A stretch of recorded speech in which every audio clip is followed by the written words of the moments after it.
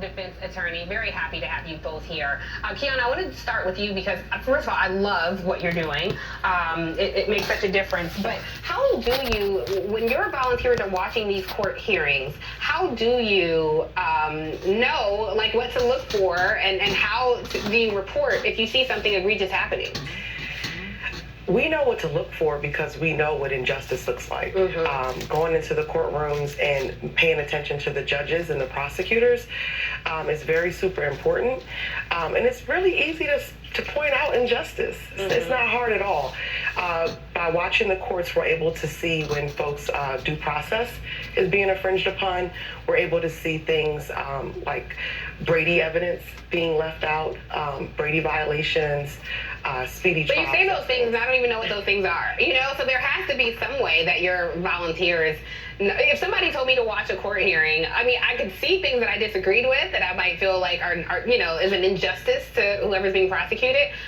But I don't know that I have the legal training or the legalese to articulate that to people within the system. It's a very intense training that we put volunteers through. Right. We do have partnerships with the ACLU, DC, ACLUs, and we are able to bring them in to help train to see what we're looking for. That's really awesome. Yodit, I want to ask you because this is not unique to DC. There are organizations like this all across the country, which I hope is making an impact on the criminal justice system.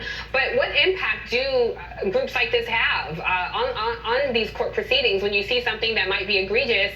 I mean, can you hold judges? Can we as citizens hold judges accountable and hold prosecutors and DAs accountable for such things? We should, and that is what's happening right now. I will say that you cannot find a solution to a problem that you don't know exists or understand, and so this is what Court Watchers is doing. Transparency by way of cameras, and of course, again, Court Watchers holds those players in the criminal legal system, judges, lawyers, jurors, police officers accountable, and with accountability builds trust. Now, I can tell you, you mentioned me being a former prosecutor and a criminal defense attorney. I was also a judge. And I can tell you that the most important player in the criminal legal system isn't the person wearing the black robe or the police uniform. It is prosecutors. They have an enormous amount of discretion when it comes to the decision-making process at every stage, from an arrest to sentencing. They say who gets charged, what those charges are, or if someone gets charged at all. They also control the coercive process of plea bargaining in order to avoid going to trial. What that means is that they are making deals with defendants in exchange for guilty pleas when the defendants may not even be guilty or said guilt be proven beyond a reasonable doubt in court. So prosecutors are the driving force behind policies and practices of the system, and they absolutely can change the culture, the prosecutorial culture in this country.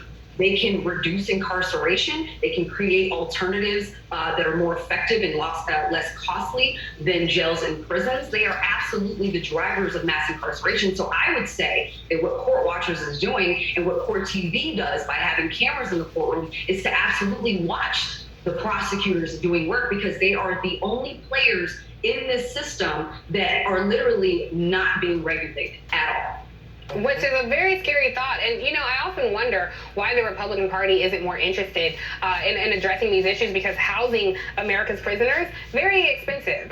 More than $88 billion in local, state, and federal taxpayer money is spent housing these prisoners. Tell me, what are some of the most egregious things that you've seen or that your group has seen when watching what happens in these courtrooms? We have seen prosecutors basically laughing at individuals before they put them away or before they, go to court. We have seen prosecutors misrepresent information. We have actually heard a prosecutor say that they were the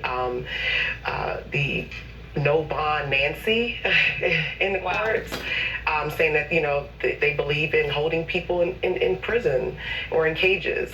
So we've heard it and seen a lot. Yeah. And to have regular, everyday citizens to go in and to actually see what's going on, and it looks nothing like Law and Order. Right. And the scary thing about this, Yodit, is that has to be very intimidating to someone who is not, is not a lawyer, is not litigious, and is in this courtroom with their life on the line, in cuffs, being treated, subhuman, and have all these people kind of talking around you or talking at you.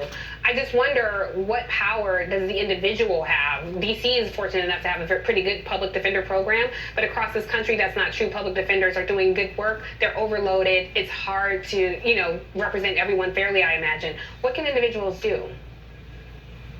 Local elections, and I'm sure you have stressed this point on your show thousands of times, local elections are so incredibly important. People don't even understand who is running for DA. And the DA is so important in setting the tone for his office for the prosecutors that work underneath that DA. And so with court watchers, that's definitely one way of holding these players accountable. But local elections is so incredibly important. And Tiffany, you've got to stay proactive. I'm so glad for the work that Kiana is doing, because we can't wait for the next police involved shooting or the next not guilty verdict, or read another headline of someone's exoneration who spent decades in prison for a crime they didn't commit. We shouldn't have to wait for those things to happen. So what we need to do is really get involved and understand who's running for these unopposed positions, because there are DAs who have those positions for so long because they run unopposed, or people don't know what their platform is. And so by sitting in court and understanding, okay, listen,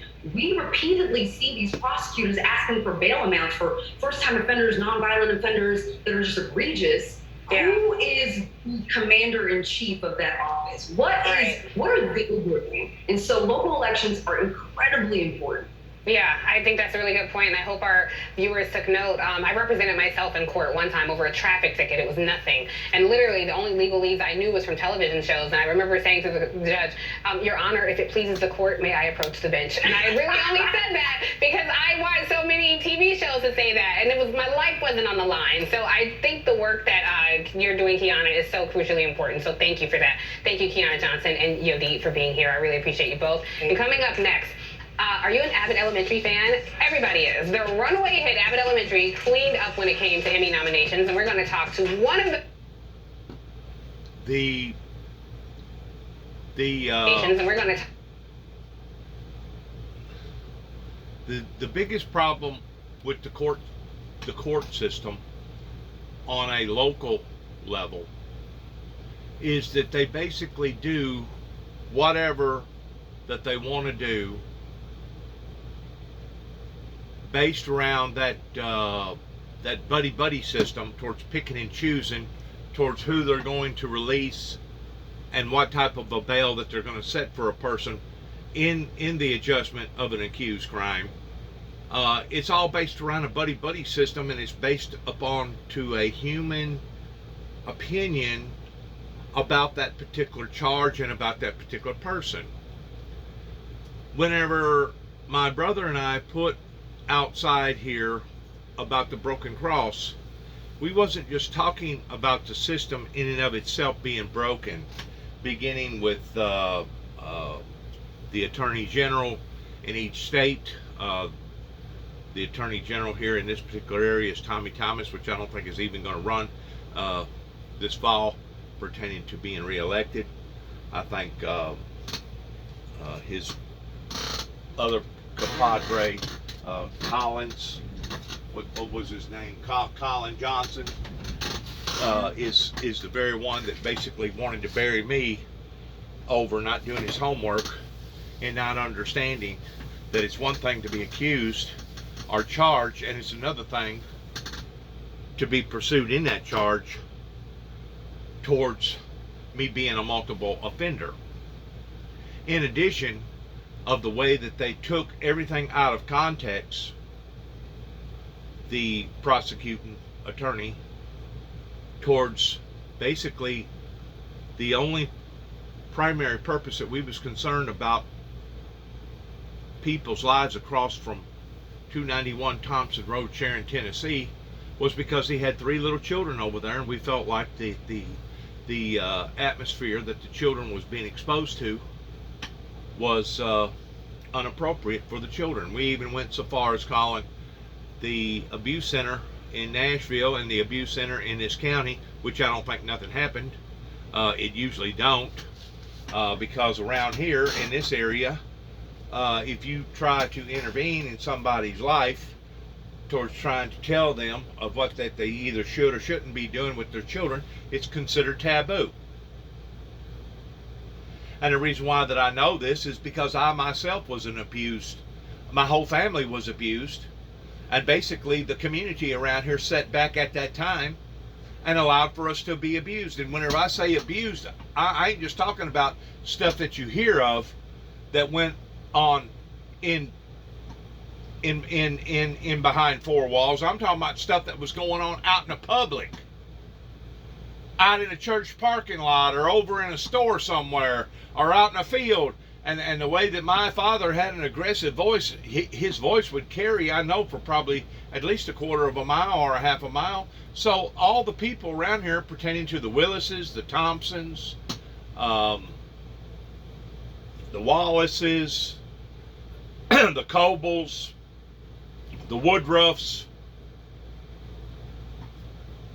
the Coopers, the Halls, all these people knowed what was going on in this particular region with the abuses, and did not one of them care about our family, about none of Bob's boys, to the degree of making that telephone call. Well, see, I made that telephone call. I made that telephone call. My brother looked at the situation across the road and said, you know what? Those children deserve more than that. These children deserve better than that. I think they was on drugs. One of them got up on top of the car, jumping up and down like a ape. Throwed his phone against the wall. I've seen the door get knocked off of the hinges at least 3 or 4 different times. Ambulance would come out here and pick the female up after they got through getting into a fight. Maybe she got some cracked ribs or something. She was in severe pain. As soon as the ambulance people come out, what happened, ma'am? What happened? Oh, I fell. No, you didn't fall. What we was dealing with out here was a hate, disturbed relationship that them children was having to be exposed to on a day-to-day, week-to-week, month-to-month relationship. They would allow for the curtains not to be pulled in some of the rooms towards having open sex, hoping that they would draw up a crowd of people that would be watching them. Just some of the most unappropriatest behavior out here that I had never imagined. And my brother and I was trying to help the children, and in response towards us trying to help the children, my brother died, and I got charged with stalking. And I knew that if I tried to fight this broken system on my own, I was just going to be like I was up there in Kentucky with their broken system, towards going through month after month after month after month after month after month, until finally they wore me down to the degree that finally I agreed to their requirements or their recommendations.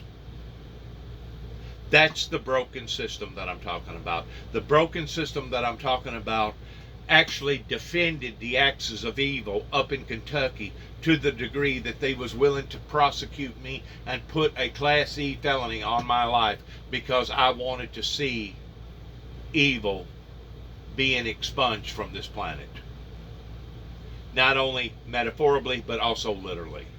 And because of it, they was going to post a Class E felony onto my life pertaining to premeditated murder.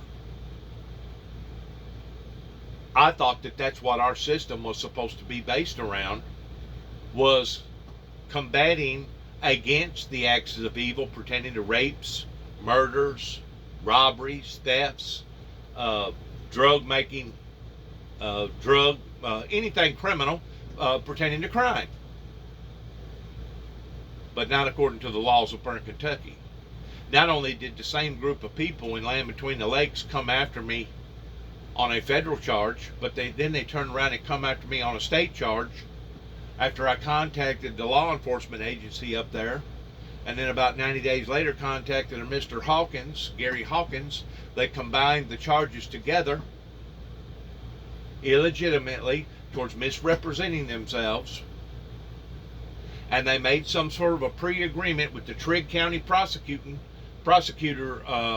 attorneys up there that they was going to stick it to me one way or the other. And that's exactly what they done over 2 non-threatening telephone calls that had not violated any order from any judge to the degree that I almost spent a whole year incarcerated in jail. In the meantime, being poisoned by their system up there towards making sure that I swelled up like a bullfrog. That way they would create an injury on top of my other injuries pertaining to me falling off a 4-story building whenever I was 19 years old and breaking both legs. This system that we're currently under right now is not just broken, but it is an occult. It is demonic. It is a sorcery type system, but yet now the very people that I'm talking about, the majority of them will go to church on Sunday and act like they're holier than thou, and they'll act like that this is that they're doing their duties and their jobs pertaining to Tommy Thomas and Johnson and people like judges like Tommy Moore and Judge Pence, the whole system in general. They'll go to church on Sunday and they'll act like that what they're involved in is okay and right, because they pick and choose towards who they're going to prosecute, who they're going to throw the book at, and who they're going to let loose. The whole system is corrupt. That was the purpose for putting up the broken cross out here.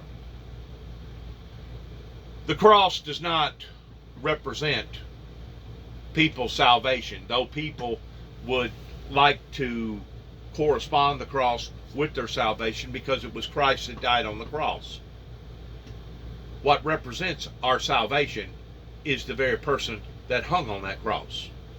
The cross itself was only the system that was being impugnated by the Romans at that time, because that was the way that they brought punishment and severe penalty to people's lives that was a lawbreaker.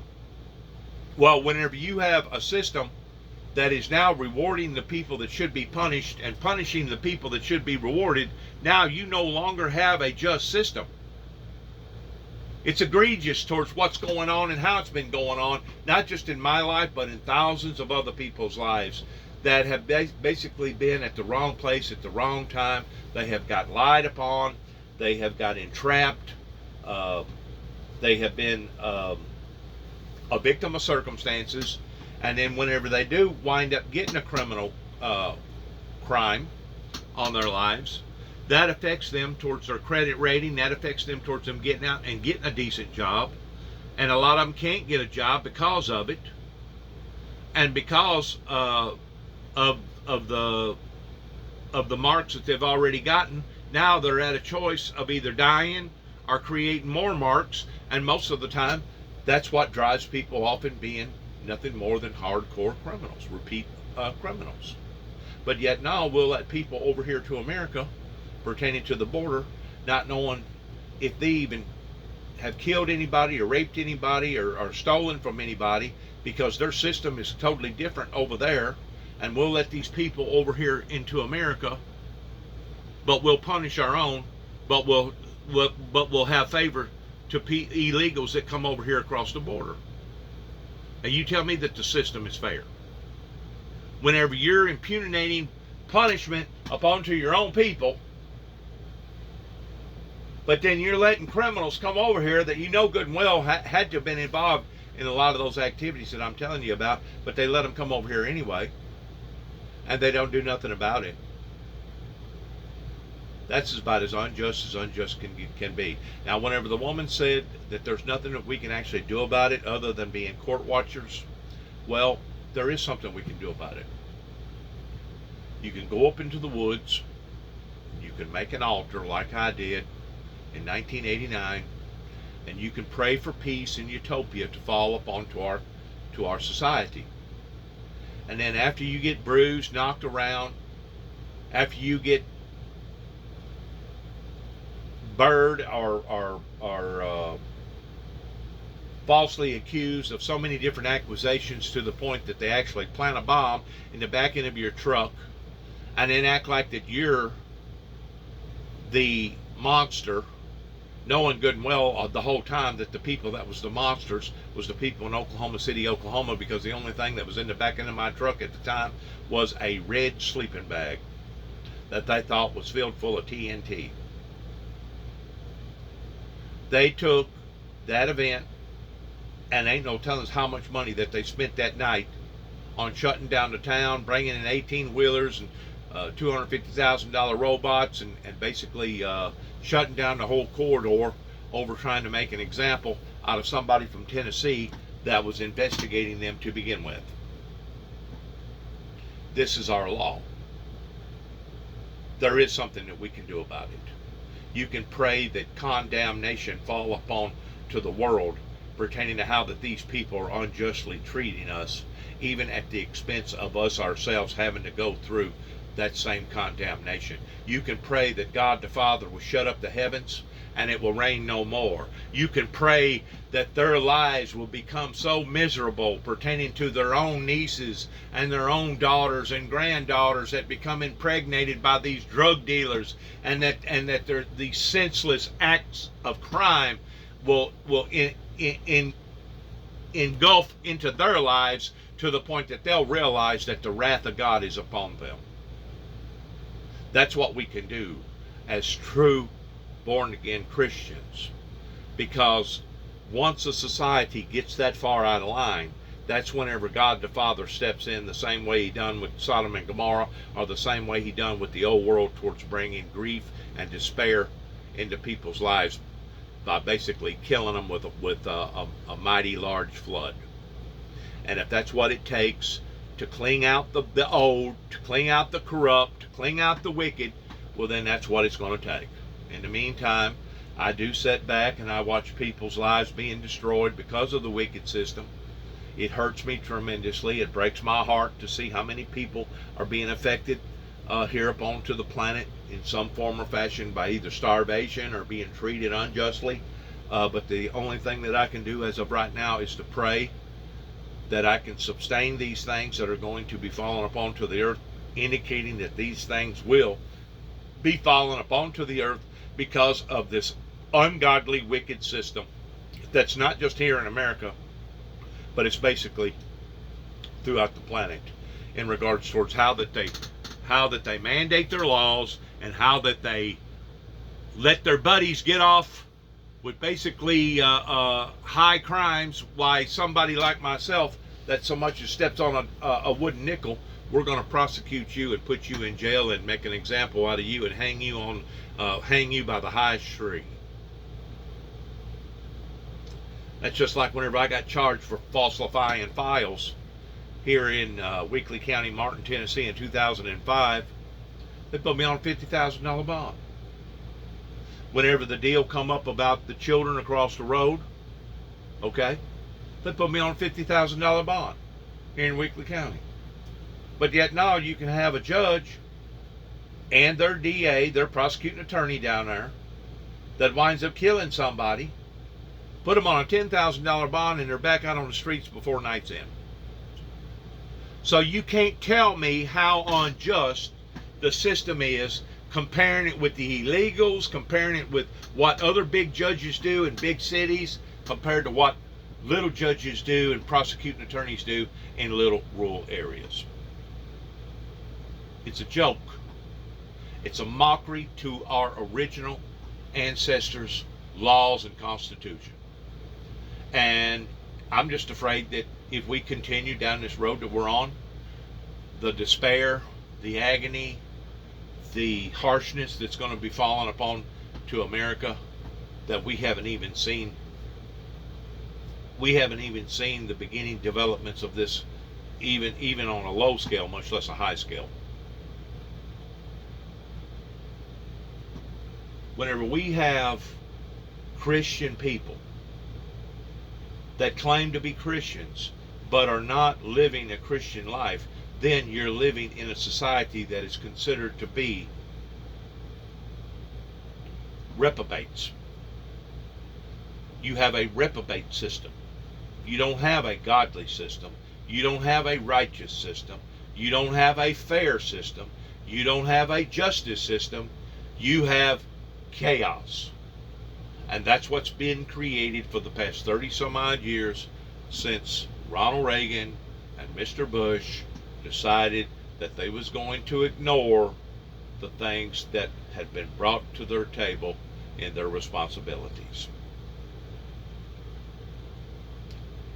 Whenever you have groups of people that can hover around their own little tables and beat their chest like a bunch of apes because they're proud of what that they have done, knowing that their system and those that are participating in that system are evil, then you have evil that's dominating good.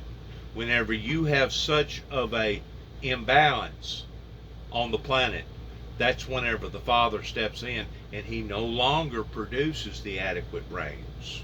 He no longer produces the adequate sunshine. He no longer is required to do the things in the blessings sense with the people, but now he has basically lifted his hand of protection off of these people and allowed for them to endure in their own agony and in their own sorrows and in their own wickedness. In other words, God basically opens up the hounds of hell and says, do your job, sick them. But in the meantime, they're so stupid, they're blaming God for all their problems. They're blaming God for the weather. They're blaming God for this and God for that. And the whole time it's the devil. It's not an act of God like the insurance companies would like for you to believe because some tree decided to fall on your house or fall on your car or a tornado hit or a flood hit or a hurricane hit or whatever hit or droughts or whatever. That wasn't an act of God. That was an act of Satan. Now, granted, God allowed for it to happen. But we as humans are supposed to be smart enough to start scratching our heads toward trying to figure out, well, why did God allow for this to happen? Well, do you think maybe it could be because of our lifestyles? Do you think maybe it could be because of our unfair courts? Do you think maybe it could be because of all the wickedness that's going on towards how that will allow for illegals to come into the country that don't have a clue, whether or not they've got a criminal crime or background crime or not, but yet now we're steadily punching and pounding on our own citizens here in the United States? It's awful. It is egregious. It goes beyond that. It's appalling to the degree of watching how the things has steadily declined in the past 30 plus years to the point that now I guess according to the way that I understand the courts, they don't even have to spell words properly or get the proper identifications or the proper areas where people live, that they can basically just fudge whatever that they want to fudge to the courts. And as long as this is the way that they see it, ain't nobody going to question them.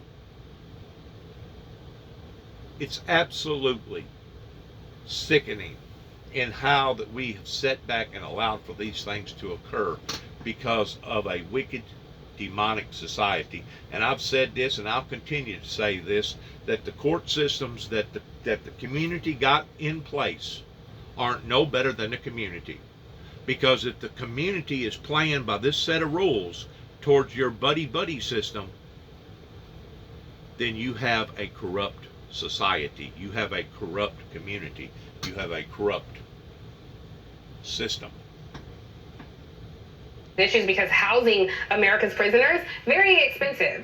More than $88 billion in local, state, and federal taxpayer money is spent housing these prisoners. Tell me, what are some of the most... $88 billion. I think that would be a conservative figure, especially if you compare in some of these states toward just exactly how their prison system has basically bankrupted their own state system. Most egregious things that you've seen or that your group has seen when watching what happens in these courtrooms? We have seen prosecutors basically laughing at individuals before they put them away or before they, go to court. We have seen prosecutors misrepresent information. We have actually heard a prosecutor say that they were the no bond Nancy in the courts, saying that, they believe in holding people in prison or in cages. And there's more people incarcerated in America than any other country in the world. Whenever people come to America from other countries that are legitimate people, I think they have a sense of awakening whenever they come over here, especially if they ever get caught up into the system, of understanding just exactly how corrupt that the American system really is. Whenever you have a country that has more incarceration than any other country, you need to stop and ask yourself, what the hell is going on, and why is it going on the way that it's going on? It's out of control. It's turned into a mockery. And whenever it does that, that's whenever the Father steps in, and he no longer adequately supplies the water that the people need. He no longer adequately supplies the safety and the prosperity to that country. As a matter of fact, if anything, he'll allow for disease, war, famine, drought, chaos to come into that country, because he'll basically allow for the wicked to turn upon to the wicked, to fester in their own problems and in their own misery and in their own grief. And that's where we are. That's where we are in the year 2022 here in the good old USA, pertaining to all the unjustice that's happening. And of course, whenever you look at the top, you know, they claim everything rolls downhill, right? Well, it began at the White House in 1988. The Reagans and the Bushes is where it began. Now, does that mean that that's where we started slipping? No. We started slipping whenever the assassination of Kennedy happened. That's whenever we started going backwards. That's whenever our politicians no longer stood for principle, because now they was more entertained by profit rather than principle. And we went backwards. We went backwards with our churches. We went backwards with our schools. We went backwards with our courts. And you wonder how come total chaos has erupted over here in America? It's because they have brought it upon to their own selves. And if I'm not mistaken, even King George III, whenever total chaos broke out over here, well, it wasn't King George, but the English people over there in England and stuff, that whenever the Civil War broke out over here in America in 1860, that was their first analogy that the Americans have brought this upon to themselves. Fighting, killing, massacring, butchering, raping one another. Yes, we are a free nation, and yes, I agree with freedom. But freedom only goes so far until freedom actually starts attacking itself. That's like freedom of speech. I agree that a person shouldn't stand in an auditorium or in a theater and cry fire, fire, fire just to get a bunch of people panicking.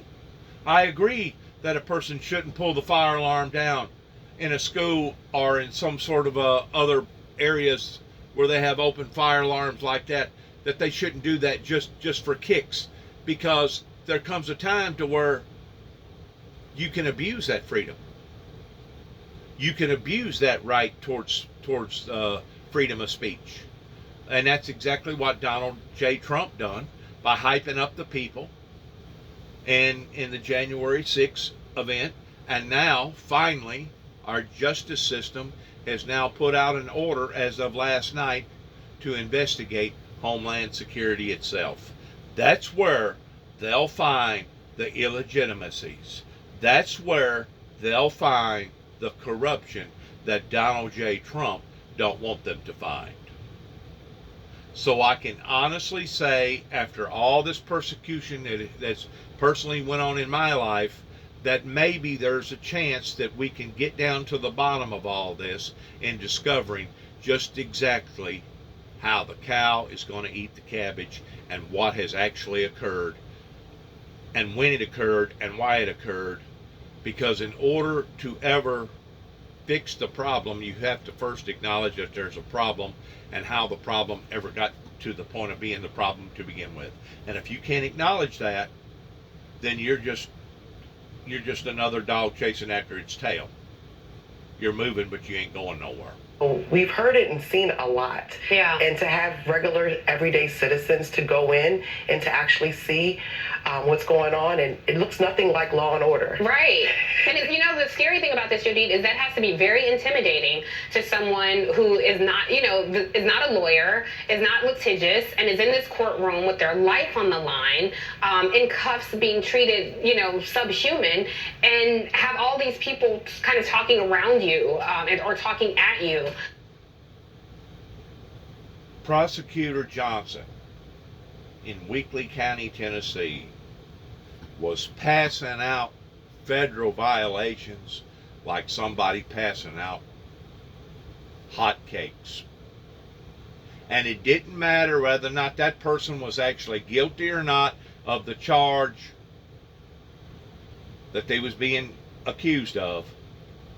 The only thing he wanted to do was bash, harm, and hurt, because he is that type of person that all he wants to do is stand on the mountain and beat his chest and act like that he's God or something, because he's proud of his authority in the meantime while he destroys innocent people's lives. That's what I went through here in Weakley County, and I had no earthly idea that I was going to be running into this, because I had choices before I come back to Tennessee.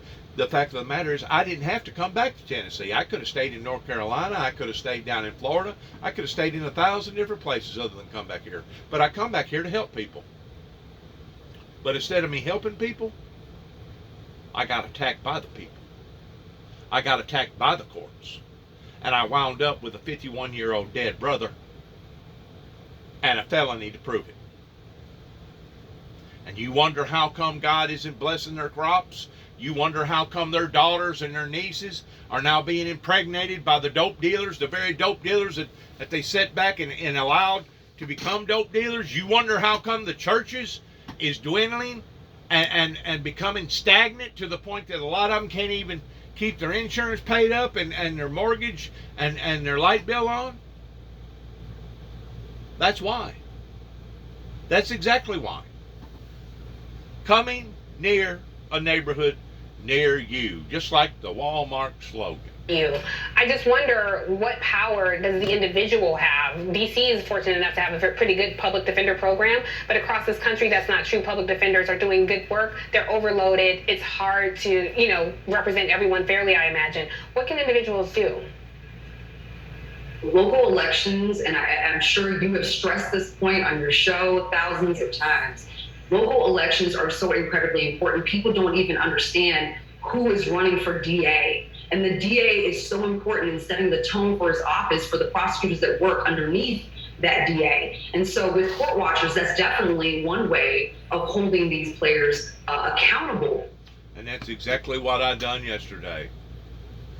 I went to the second floor in Dresden, Tennessee, and I presented my application towards getting my voting rights back.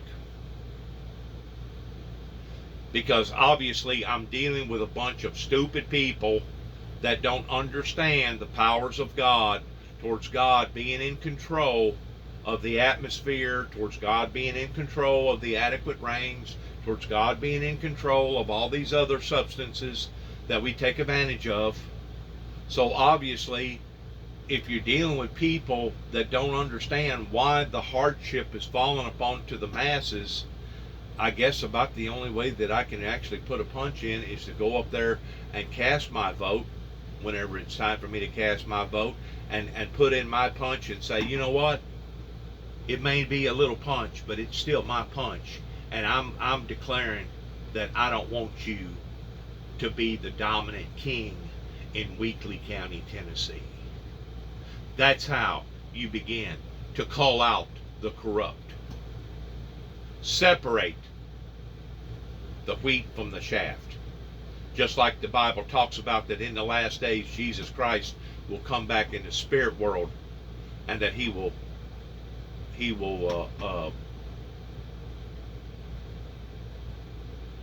basically he will bring death to those who are doing these things towards killing them.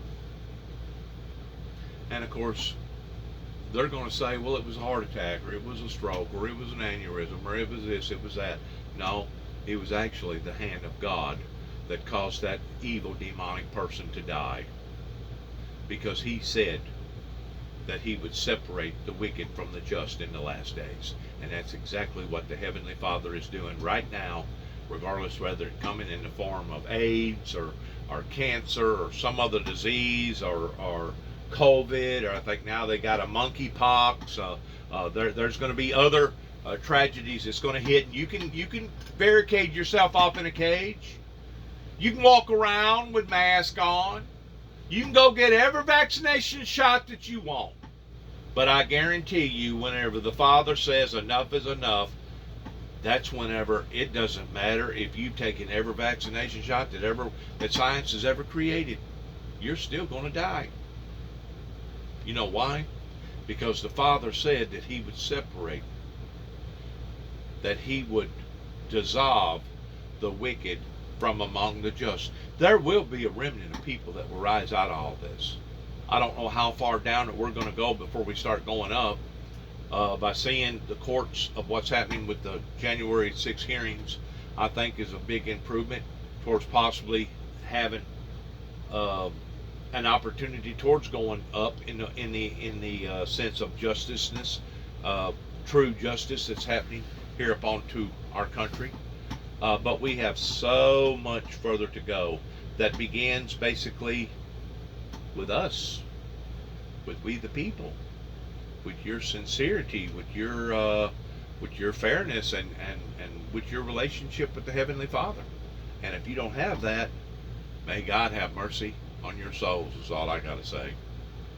But yes, there is other ways of getting back at the system towards praying to God that God will bring down the justice himself upon to the society the same way that he done with Sodom and Gomorrah, and the same way he done with the people that was so corrupted of the great flood. But local elections is so incredibly important. And Tiffany, we've got to stay proactive. I'm so glad for the work that Kiana is doing, because we can't wait for the next police-involved shooting or the next not guilty verdict, or read another headline of someone's exoneration who spent decades in prison for a crime they didn't commit. We shouldn't have to wait for those things to happen. So what we need to do is really get involved and understand who's running for these unopposed positions, because there are DAs who have those positions for so long because they run unopposed. Unopposed, like they're a god or something. And of course, if you threaten any of them, if you threaten to actually come at one of them and do any type of bodily harm to them, then you're the one going to jail, because that's the way that they protect their evil demonic society. If you so much as threaten to even black one of them's eye, or make any type of physical contact with any of them. And it doesn't just have to be the president. I'm talking about any elected official. If you so much as threaten them or threaten their family members, they'll be coming after you, and you'll be arrested, and once more they'll designate their powers in proving to you, towards making an example out of you, that they're the boss and you're the subservient, even though they're out of hand and they're corrupt. But what they cannot do is what you pray for and who you pray to. And as this thing continues to unwind itself the way that it has unwounded itself in the next few years, the next couple of years actually, there's going to be a remnant. There's going to be a movement of people that's going to come out of this. I don't know how down deep that we're going to have to go to get to that point. I don't know how much more misery and sorrow and agony and despair that I'm going to have to watch happening to individuals' lives, especially the lives of the innocent, because of the lives of the corrupt that caused this. But eventually there will be a group of people that will come out of this. And we will see the meek inherit the earth. Not the so-called meek, not the wicked meek, because there ain't no such thing as a wicked meek. There ain't no such thing as a so-called meek. You either are of the Lord Jesus Christ in your relationship with God, or you're not. There ain't no lukewarmness. And if there is, God's going to spew thee out of thy mouth. And how's he going to spew thee out of thy mouth? By bringing all types of horror into your life in one form, either directly or indirectly. And that's an invisible, supernatural being that you can't do nothing about. Because obviously, the spirit that these wicked people serve under are submissive to God. Because the Bible says to rejoice not because these wicked spirits are subject unto you, are submissive under you, but to pray and rejoice because your names is written in the Lamb's book of life. And that's exactly what I do every day. I thank my Lord and my Savior that my God has been with me, and he's still with me, and I still praise him, and I give him all glory, honor, and praise because of every day that he gives me another day to sit back and watch my enemies become mutilated or trampled upon my feet. The very people that didn't want peace, the very people that was trying to destroy the purpose of the individual talking to you right now, is sitting back. And no, I don't find it to be pleasurable, but I do find it to be satisfying in the fact that, well, you know what? It couldn't have happened to a better group of people. Because you brought this upon to your own heads by what you didn't do that you should have done going back 30 plus years ago. You talk a peace, white man speaketh with forked tongue out of one side of your mouth, but the other side is just the very opposite. People don't know what their platform is. And so by sitting in court and understanding, okay, listen, we repeatedly see these prosecutors asking for bail amounts for first-time offenders, nonviolent offenders that are just egregious. Yeah. Who is the commander-in-chief of that office? What are they doing? And so local elections are incredibly important.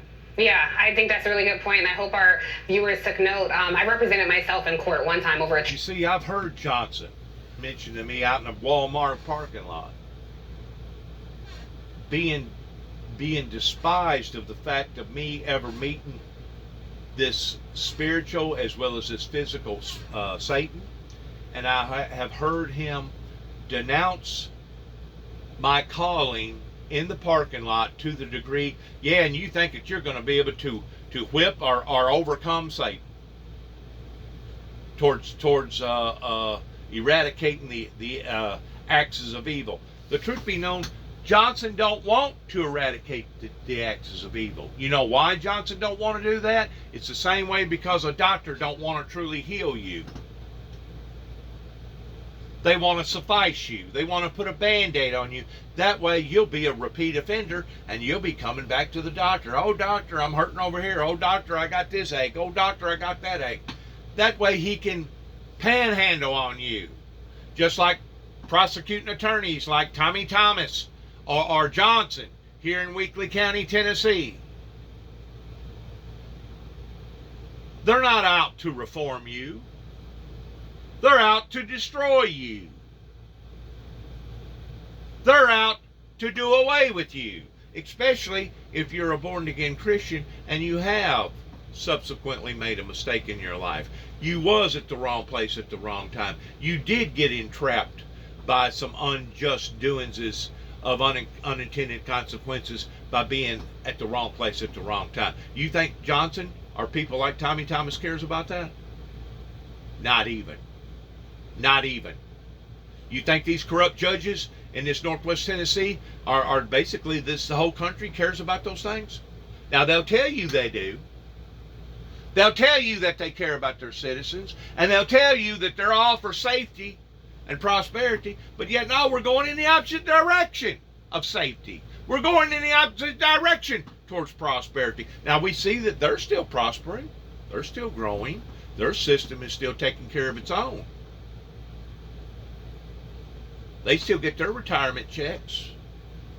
They still got their big bank accounts and their second homes and their big boats or yachts or whatever. Oh yeah, they still take care of their own. Once more, what did Jesus say about their own? Jesus said that sinners love sinners. And they even give gifts to one another. Because their love is not true agape love. It's wicked love. It's wicked, immoral, unjust love that's motivated around greed and selfishness. Those people are going to continue to be taken care of because the system is corrupt. The system takes care of the corrupt people that are working with and in the system.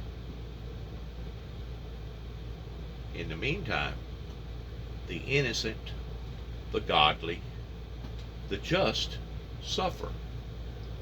And we're going to continue to suffer until we, the people, get enough of this and stand up on election day and say, you know what? This one, and this one, we know are nothing more than imposters. They're not of God. They're of the devil. Get them out of here. You need to shame them openly. That way they can't even get a job towards even working at a Kool-Aid stand. You need to get them completely out of the atmosphere of life in existence towards what they're involved in doing, metaphorically speaking, towards what they're doing and how that they're doing it. And the only way to do that, naturally, is to vote them out. Get them out. Now, they're going to put on that false face. They're going to tell you that they love you. They're going to tell you that they care about you. They're going to tell you that they're all about justice and law and order. But whose law and whose order? That's where the people have been bamboozled here in America. And that's the reason why we're seeing what we're seeing in one form or another form towards falling upon to the lives of the American people and the world in general. Over a traffic ticket, it was nothing. And literally the only legalese I knew was from television shows. And I remember saying to the judge, Your Honor, if it pleases the court, may I approach the bench? And I really only said that because I watched so many TV shows to say that. And it was, my life wasn't on the line. So, but see, that's what Hollywood wants to present, that our courts is fair and open, and whenever you get to looking at this science program and the way that they handle things over here, the way that they do things over there, and you got to have a warrant to make an arrest and all this other stuff, that's all fictitious stuff, man. That's fantasy stuff. The day that they arrested me, they talked me out of my home, and that's what gave the deputy the right to put handcuffs on me during the time that he was making up charges about me stalking an individual's life across the road because the way that they was abusing 3 children. They didn't have no warrant. They hadn't even bothered the judge in making any kind of a warrant over my arrest. But I guarantee you, when it was all said and done with, their paperwork made it look like it was. Their paperwork made it look like it was. That's the corruption that I'm talking about, that goes on a every day, every minute, every second scale. I think the work that you're doing, Kiana, is so crucially important. So thank you for that. Thank you, Kiana Johnson and Yodit, for being here. I really appreciate you both. Good luck to all of us is all I got to say, coming from the Windmill Ministries missions here at 291 Thompson Road. We want to thank you for your time. Thank you for listening to us. And good luck to each and every one of us. And may God bless America and God bless our troops. And shalom.